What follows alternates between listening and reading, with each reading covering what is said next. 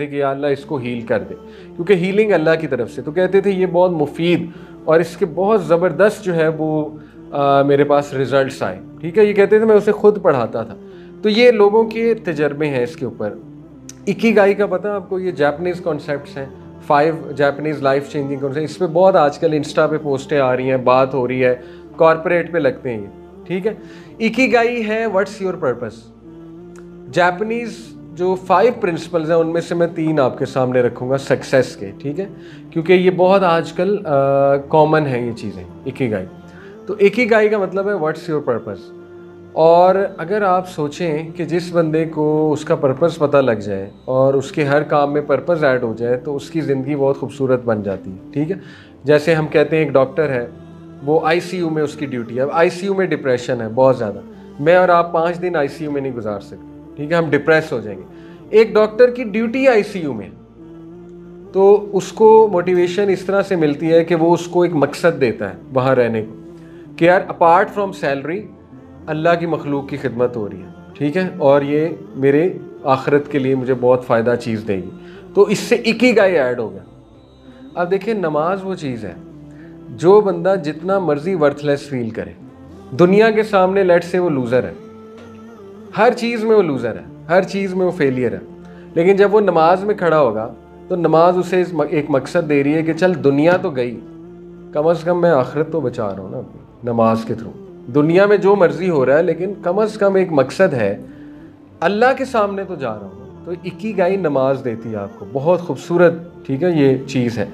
उसके बाद काइज़न एक प्रिंसिपल है। काइज़न कहते हैं कॉन्टीन्यूस इम्प्रूवमेंट को, छोटी छोटी चेंजेस और कॉन्टीन्यूस इम्प्रूवमेंट। ओके, ये कंपनीज लगवाती हैं। अब काइज़न नमाज आपको कैसे कर रही है? देखिए, नमाज आप में कॉन्टीन्यूस इम्प्रूवमेंट ला रही है।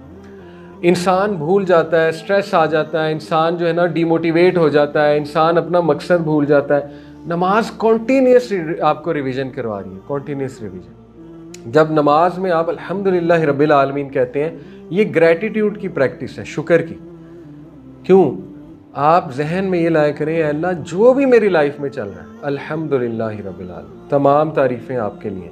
सोचें, ग्रैटिट्यूड की प्रैक्टिस हो रही है। ठीक है, फिर जब आप कहते हैं इहदिनस सिरातल मुस्तकीम, आप इतनी प्यारी दुआ कर रहे हैं, आप अल्लाह को कह रहे हैं कि अल्लाह मैं फूल हूँ, मुझे नहीं पता क्या सही है क्या गलत है, बट आई बेग यू, मैं आपसे मिन्नत तरला करता हूँ इस सिरात मुस्तकीम पे चला।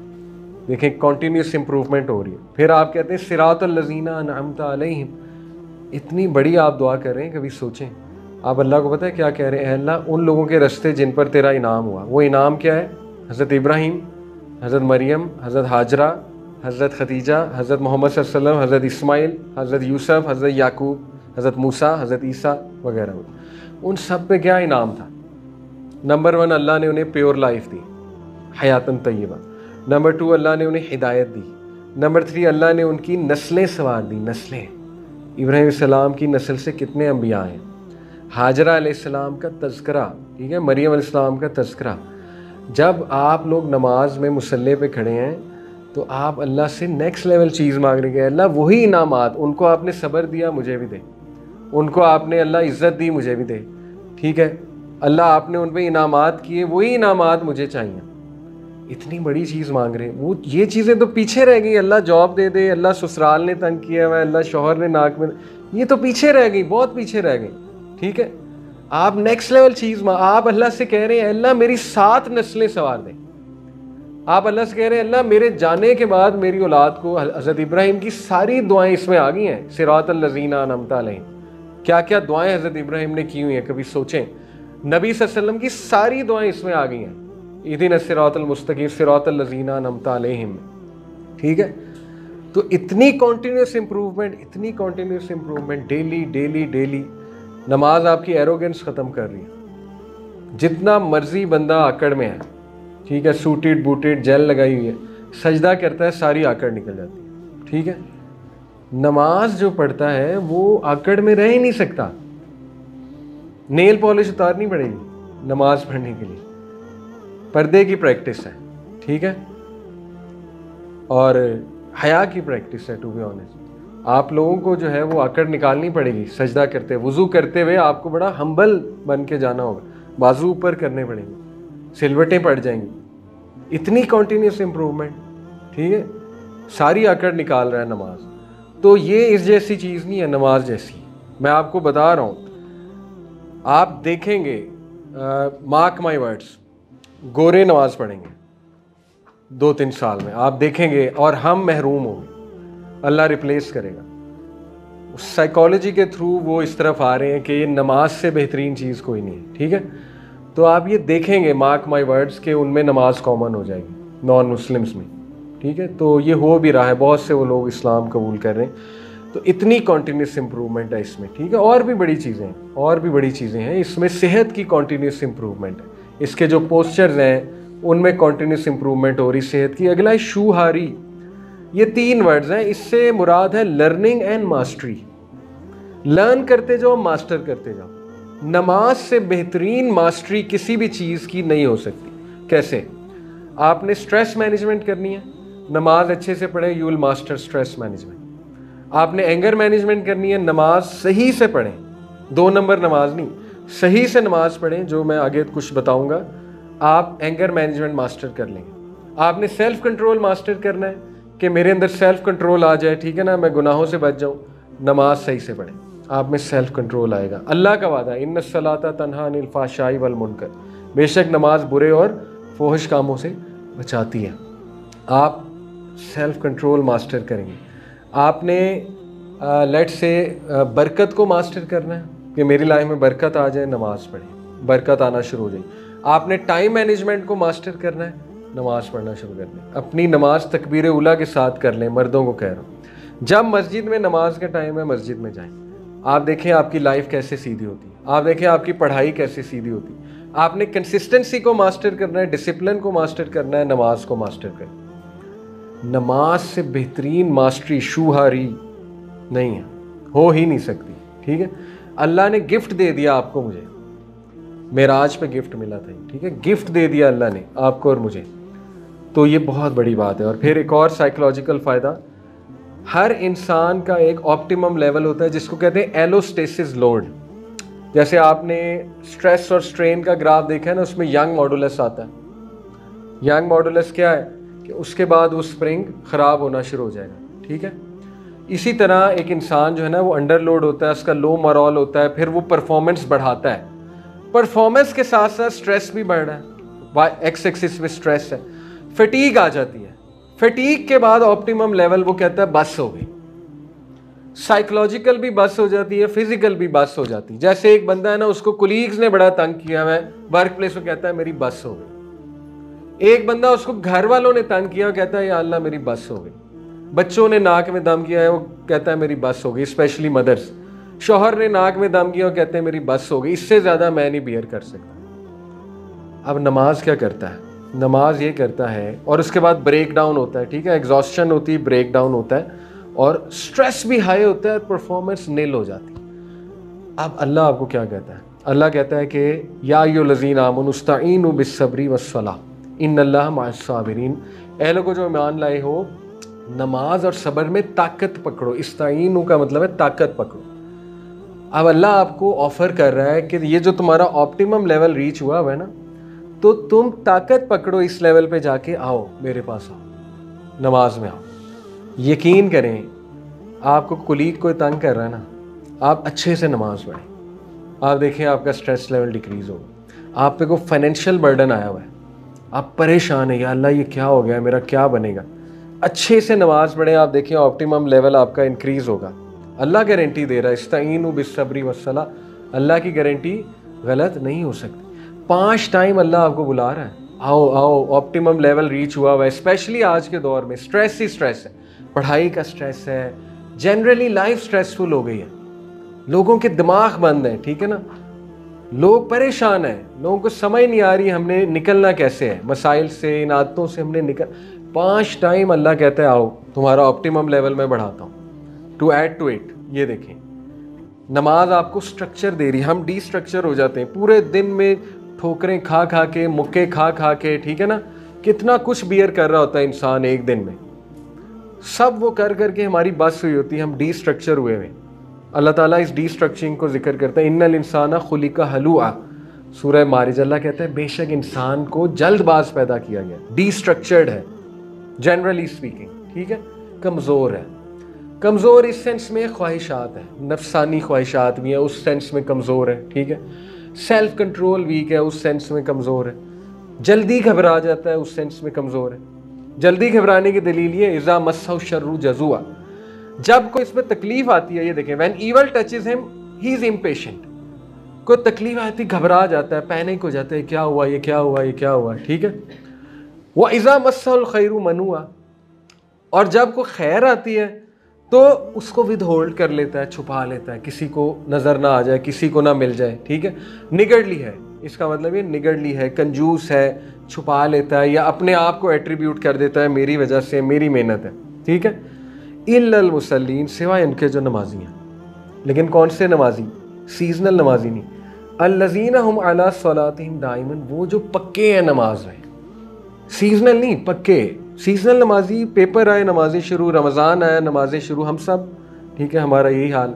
सीजनल नहीं, पक्का नमाजी वो बचा हुआ है, उसकी एंग्जाइटी बहुत कंट्रोल्ड है, उसको स्ट्रक्चर मिल रहा है नमाज में जाके, वो उसकी डीस्ट्रक्चरिंग दोबारा से स्ट्रक्चर मिल रहा है उसे, ठीक है।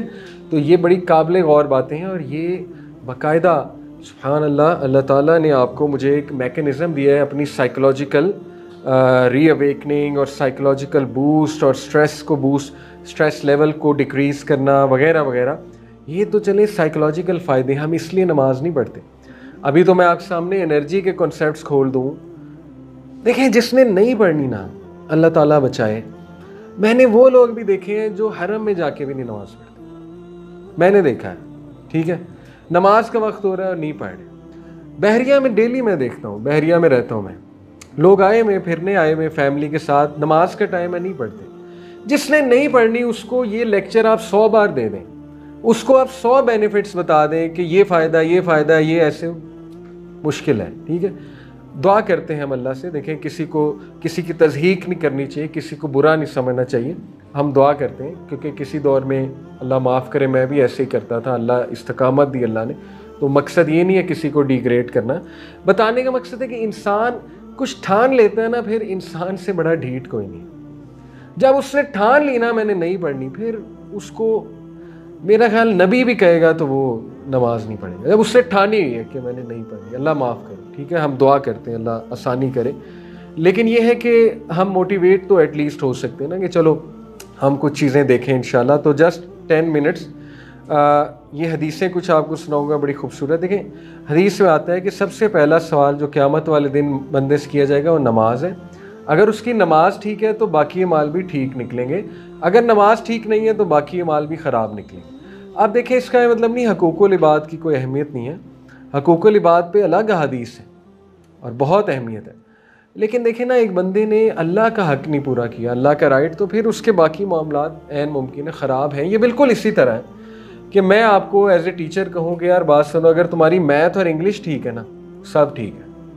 मैथ और इंग्लिश हर एंट्री टेस्ट में, गैट, NTS, सैट, ठीक है, लम्स का दे दें, MPhil के लिए, PhD के लिए अप्लाई कर दें, मैथ के बेसिक प्रॉब्लम और इंग्लिश आएगी उस एंट्री टेस्ट में। तो मैं आप कहता हूँ जी, अगर आपकी इंग्लिश और मैथ ठीक है, फ़िक्र ना करो, सब ठीक है। यही कहा जा रहा है, नमाज ठीक है तो सब ठीक है, फ़िक्र नहीं करनी, इंशाल्लाह सब ठीक हो जाएगा, नमाज ठीक है तो ओके। लेकिन वो नहीं ठीक, देखो इंग्लिश मैथ नहीं ठीक, फिर ख़तरा है, फिर बाकी सब्जेक्ट्स को मैंने सर में मारना है अगर इंग्लिश और मैथ ही नहीं ठीक। इंग्लिश कितना डिफाइनिंग क्राइटेरिया सक्सेस का आज है कि नहीं, अनफॉर्चुनेट कहें या फॉर्चुनेट कहें, लेकिन है। इंटरव्यू में इंग्लिश है, हर जगह जाए इंग्लिश है, टेस्ट इंग्लिश में होते हैं, किताबें इंग्लिश में है। जिसको इंग्लिश नहीं आती तो वो अच्छा खासा हिट हुआ है उसका सक्सेस, ठीक है। तो यही बात है, नमाज हिट हुई है तो फिर मुश्किल है, बहुत मुश्किल है, ओके। ये हदीस है। फिर आप ये सोचें कि अल्लाह का एक नाम है अल-मुमिन, अमन देने वाली ज़ात। अल्लाह आपको कह रहा है आ जाओ 5 टाइम अमन ले लो, फलाह की तरफ आ जाओ, आओ खड़े हो इस पे, ज़रा महसूस करो अमन होता क्या है, इस जोन में खड़े हो आके, ठीक है, अमन लो। तो हम कहते हैं कि नहीं, हमें कोई ज़रूरी नहीं अमन, ठीक है। तो अल्लाह ऑफ़र कर रहा है, अल्लाह का नाम ही अमन देने वाला है। फिर आप देखें, नबी सल्लल्लाहु अलैहि वसल्लम ये कहा करते थे, या बिलाल अकीमिस्सलाह अरहना बिहा, ऐ बिलाल नमाज की इकामत क्या है, अरे ना बिहा, हमें सुकून पहुंचा। अल्लाह के नबी सल्लल्लाहु अलैहि वसल्लम जो है वो नमाज को आंखों की ठंडक कहते थे, सुकून कहते थे। ठीक है, तो हमें भी इसी तरह कंसिडर करना चाहिए, हमें इसको बोझ नहीं लेना चाहिए, हमें सुकून तलाश करना चाहिए नमाज में। ओके, फिर कुछ और अहादीस देखें। अल्लाह के नबी सल्लल्लाहु अलैहि वसल्लम ने सहाबा से कहा, ये बताओ अगर तुम्हारे घर के बाहर एक पानी की स्ट्रीम है, इसमें ट्यूबवेल में आप नहाएंगे, सर्दी है नीचे, कितना ज़बरदस्त फ्रेश वाटर होता है, ठंडा। तो अल्लाह के नबी सल्लल्लाहु अलैहि वसल्लम ने यही मिसाल दी कि ये बताओ 5 बार इस तरह की जगह पे कोई डुबकी लगाए, क्या उस पर कोई गंद रहेगा? सहाबा ने कहा नहीं। अल्लाह के नबी सल्लल्लाहु अलैहि वसल्लम ने कहा यही मामला है 5 नमाज़ों का। जो बंदा 5 नमाज़ें पढ़ता है उसका गंद उतर जाता है। गंद से मुराद गुनाह है, नेगेटिविटी है, स्ट्रेस लेवल है, वगैरह वगैरह सारी चीज़ें। देखें, डिस्क्लेमर बार बार दे रहा हूँ, सही से नमाज। कोई कह सकता है कि सर मैंने तो 5 नमाज़ों को 5 नमाजी वाले को चरस बेचते भी देखा, तो इसका क्या मतलब नमाज नहीं पढ़नी? कोई कह सकता है जी नमाज़ें जो पढ़ते हैं इनको तो तमीज़ ही नहीं होती, मैं मस्जिद में नमाज़ पढ़ने गया और मेरे जूते पे चढ़ गए। लोग ऐसे बहाने बनाते हैं कि इसलिए लिहाजा नमाज ही नहीं पढ़नी चाहिए। तो ये उस बंदे का कसूर है, वो नमाज से वो चीज़ ले ही नहीं रहा है, उसको समझाने की ज़रूरत है नमाज है क्या, नमाज पढ़ते कैसे हैं। ठीक है, जैसे एक सहाबी थे, नबी ने 3 बार उसे कहा, नमाज पढ़ के आया, सलाम किया, नबी ने वालेकुम सलाम कहा नमाज रिपीट करो। अब उसने डर के नहीं पूछा क्यों, नबी वसल्लम की हैबत थी ना, डर के नहीं पूछा। टीचर आपको कुछ कहे आप डर के पूछेंगे नहीं। उसने फिर पढ़ी, नबी वसल्लम ने कहा दोबारा पढ़ो। बड़ा परेशान हुआ, दोबारा पढ़ी। तीसरी बार उसने जुर्रत कर ली, उसने कहा यार सल्लल्लाहु आप ही सिखा दें, तो 3 बार हो गया तो आप मुझे बता दें। तो अल्लाह के नबी ने कहा कि जिस तरह तो नमाज पढ़े हो ये नमाज नहीं है, नमाज सुकून से पढ़ते हैं। अब मेरी आपकी नमाज नबी वसल्लम देख लें तो क्या कहेंगे? ठीक है, हमें नमाज पढ़ते देख लें अगर ऑब्वियसली, तो ये बातें इसलिए नहीं है कि आप पे बोझ मज़ीद डाला जाए कि नमाज पहले इतनी मुश्किल है, इसका मतलब मैं मज़ीद मेहनत करूँ। क्यों नहीं? जो बंदा जिम जाके मेहनत कर सकता है वो नमाज में क्यों नहीं कर सकता, जबकि उसके फ़वाइद इतने ज़्यादा हैं। ठीक है, फिर ये हदीस अल्लाह के नबी ने फरमाया कि जो बंदा 5 नमाज़ें पढ़ता है जुम्मे के जुम्मे, उसके सारे गुनाह माफ़ हो जाते हैं। एक्सपिएशन है। ठीक है, तो ये फैक्ट्री लगाई हुई अल्लाह ने गुनाहों की माफ़ी की। ओके, और फिर ये हदीस नबी ने फरमाया कि जो इंसान सही से वज़ू करता है, प्रॉपरली नमाज पढ़ता है, टाइम पर पढ़ता है, सजदा सही करता है, bows and prostrates properly, prays with proper focus of mind and खुशू यानी ह्यूमिलिटी, आजिज़ी, will have a promise from Allah that he will forgive. Allah उसको प्रॉमिस करता है, अल्लाह उसे माफ़ फरमाएगा। बहुत से लोग सवाल पूछते हैं कि सर कैसे पता लगेगा अल्लाह ने मुझे माफ़ फरमा दी? यहाँ से पता लगेगा, जो बंदा नमाजें पढ़ रहा है वो माफ़ है, वरना वो नमाजें क्यों पढ़ रहा है? उसको तौफीक ही ना होती। ठीक है, इतनी बड़ी गारंटी अल्लाह के नबी सुन दे रहे हैं कि अल्लाह कहता है मेरी गारंटी है वो बंदा माफ़ है। ठीक है, तो फिर ये डिस्ट्रैक्शन भी है। अबू हुरैरा रज़ियल्लाहु अन्हु से मरवी है, नबी ने फरमाया जब तुम में से कोई मस्जिद में दाखिल होता है, शैतान उस पर सवार हो जाता है जैसे एक बंदा अपने जानवर पे सवार हो जाता है। अगर शैतान उस पर हावी हो जाए, सेटल कर जाए, तो वो उस पर कॉलर बांध देता है और उसको ब्रिडल करता है, यानी कोड़ा मारता है, जो जानवर को मारा जाता है, और ब्रिडल करता है। ठीक है, जैसे यूँ खींचते हैं जानवर को। तो अबू हुरैरा ने कहा कि तुम ये देखते हो, जहाँ तक कॉलर की बात है तो कॉलर उसका ये है कि तुम्हारे जहन में ख्यालात बहुत आएंगे। एक शख्स इमाम मालिक के पास आया, उसने कहा कि इमाम साहब मैं एक चीज़, बहुत कीमती चीज़ कहीं रख के भूल गया हूँ, याद नहीं आ रहा, क्या करूँ? इमाम साहब बड़े हैरान हुए, मुझसे क्यों पूछ रहा है? मैं तो मुझसे कोई नमाज का पूछे, कोई बाकी सवालात पूछे, बाहर उन्होंने जवाब दे दिया। उन्होंने कहा तुम ऐसा करो कि तुम ना आज रात उठ के बहुत अच्छी तहज्जुद पढ़ो, नियत करके कि मैंने अपनी ज़िंदगी की बेस्ट तहज्जुद पढ़नी है आज रात। वो अगले दिन आया बहुत खुश, कहता है इमाम साहब मुझे याद आ गया और वो चीज़ भी मिल गई। तो उन्होंने कहा कैसे हुआ, हमें भी बताओ। कहता है कि अभी मैंने तहज्जुद में अल्लाह अकबर ही किया है, मुझे वो चीज़ याद आ गई और मैं नमाज तोड़ी वो चीज़ ढूंढने में पहुँच, यानी नमाज नहीं पढ़ी मैं। तो इमाम ने कहा कि एग्जैक्टली शैतान नहीं चाहता तू तहज्जुद पढ़े। जब उसने देखा ना कि ये नमाज ना पढ़ने लगे, उसने याद करा दी। शैतान बड़ा स्मार्ट है, भुलाता भी वही है, याद भी वही करा देता है। ठीक है, ख्यालात वो डालता है, तो ये आएंगे। और एक सहाबी ने शिकायत भी की थी, या रसूलल्लाह बहुत ख्यालात आते हैं। अल्लाह के नबी ने कहा ये एक शैतान है, खिंजब नाम है उसका, जब वो ख्यालात डाले तो आउज़ बिल्लाह कह दो 3 बार यहाँ थूक के, जैसे स्पिट करते हैं बुरा ख्वाब देख के, 3 बार इस तरह करके आउज़ बिल्लाहि मिनश, जिस भी पोज में, अतहिया में आउज़ बिल्ला पढ़ सकते हैं, नमाज नहीं टूटती।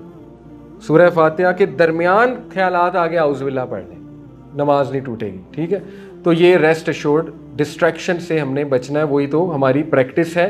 फिर देखें खूबसूरत बात नबी ने फरमाया, अल्लाह ताला बंदे को फेस करता रहता है जब तक वो नमाज फोकस से पढ़ रहा है, यानी अल्लाह उसको देख रहा होता है। जैसे ही वो इधर उधर नज़रें करता है, अल्लाह भी अपनी नज़रें करम हटा लेता है, क्योंकि अल्लाह कहता है इसको मेरे अंदर इंटरेस्ट नहीं है तो मुझे भी इसको इंटरेस्ट नहीं है इसमें बात करने का। खूबसूरत हदीस। फिर ये हदीस नबी सल्लल्लाहु अलैहि वसल्लम ने फरमाया, एक बंदा नमाज पढ़ता है और कुछ नहीं लेकर जाता सिवाय एक 10वां हिस्सा, एक 9वां हिस्सा, एक 8वां हिस्सा, 1/5, 1/4 या 1/2, यानी अगर उससे 100 सवाब मिलने थे तो 10 मिल रहे हैं, 12 मिल रहे हैं, 20 मिल रहे हैं, 30 मिल रहे हैं। क्यों? क्योंकि वो प्रॉपर फोकस नहीं था। यानी जितना आप नमाज में फोकस्ड हैं उतना आपको सवाब मिलता जा रहा है। ये इसका असल फ़ायदा है। ठीक है, और फिर ये खूबसूरत जो हदीस हैं थोड़ी सी और बता दूं आपको। इमोशंस इन सलाह, होप, फियर एंड लव। देखिए नमाज में तीनों इमोशंस को लाया करें। होप फ्रॉम अल्लाह, जब आप नमाज में खड़े हों सबसे पहले होप लाया करें कि इस वक्त मैं अल्लाह के सामने खड़ा हो गया, जो ज़रूर मुझे माफ़ करेगा, चाहे मेरे से 99 कत्ल भी हुए हैं। ठीक है, ज़रूर मुझे माफ़ करेगा क्योंकि वो गफूर रहीम है। तो ये होप हो गया। फियर ये है कि मैं डरूं भी अल्लाह से कि उसका क्या जलाल है, व तआला जद्दू का, उसका जलाल बहुत ज़्यादा है। ठीक है, और वो रब्बुल आलमीन है, तो मैं थोड़ा सा डरूं भी। उस डर से ज़रा खशियत आ जाती, कंधे झुक जाते हैं, खशियत आती है ना डर से। डर और हैबा में फ़र्क है। हैबत कहते हैं असल में अरबी में डर को।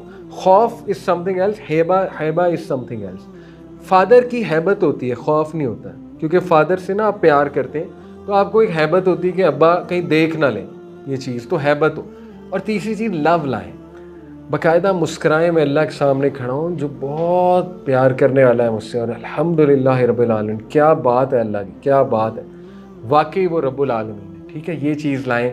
और फिर वज़ू के फ़वाइद कि जब कोई बंदा वज़ू करता है, सुभान अल्लाह, कभी वज़ू इस फीलिंग के साथ किया करें। नबी सल्लल्लाहु अलैहि वसल्लम जब कोई बंदा वज़ू करता है तो जब वो अपना फेस धोता है तो हर गुनाह जो उसने अपनी आंखों से कमिट किया हुआ है वो माफ़ हो जाता है।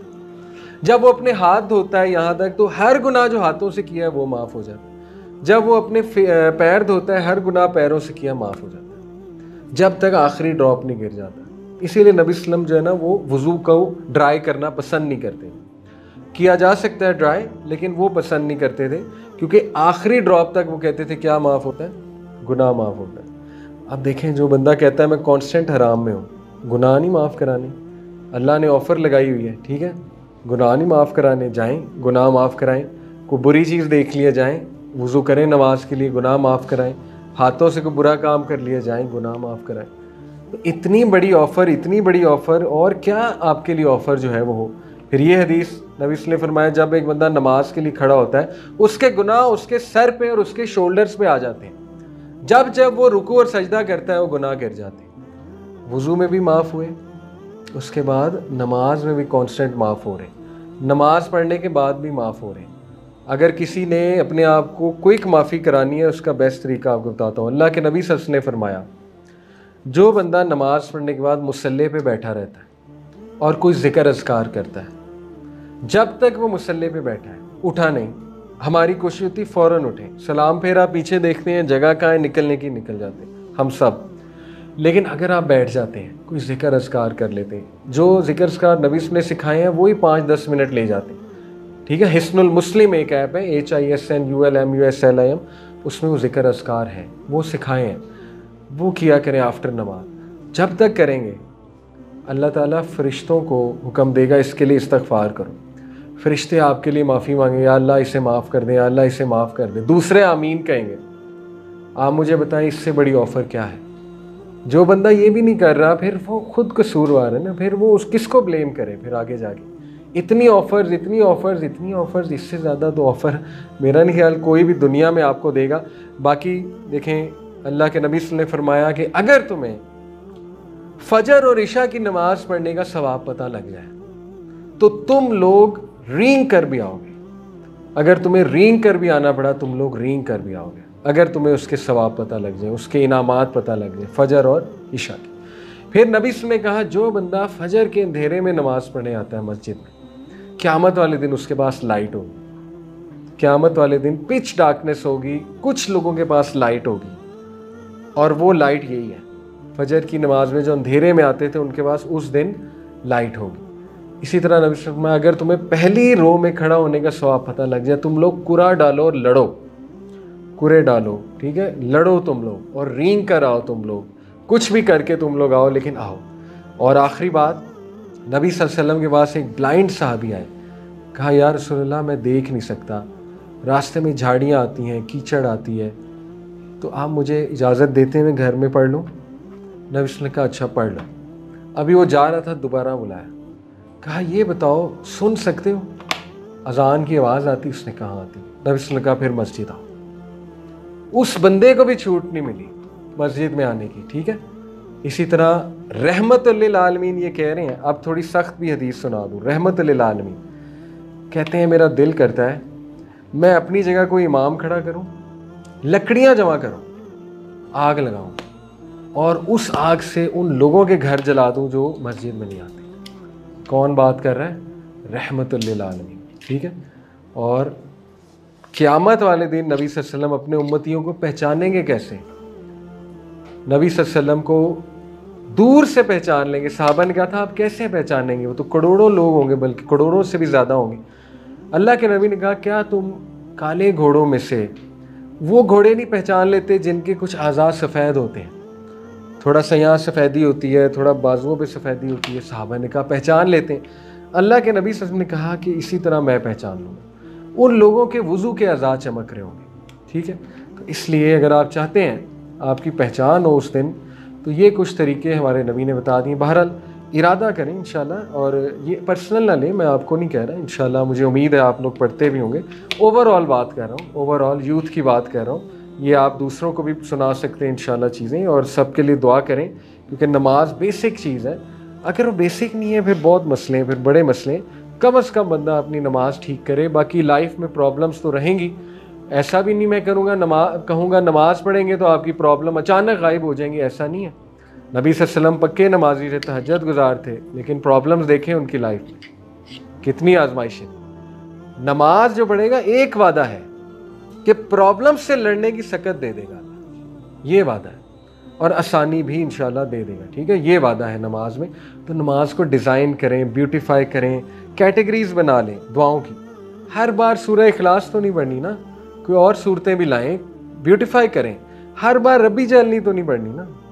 नबी सल्लल्लाहु अलैहि वसल्लम जो है वो दरूद के बाद अतहिया में सहाबा कहते हैं हमें ऐसा लगता था सलाम फेरना भूल गए, इतनी लंबी दुआएं करते थे। 10-10, 20-20 दुआज आप कर सकते हैं। हमें मौलवी साहब ने शायद सिखा दिया एक ही दुआ है रब्बी जालनी, बस उसके बाद सलाम फेर लेना। नबी सल्लल्लाहु अलैहि वसल्लम 10-20 पता नहीं कितनी दुआएं करते थे।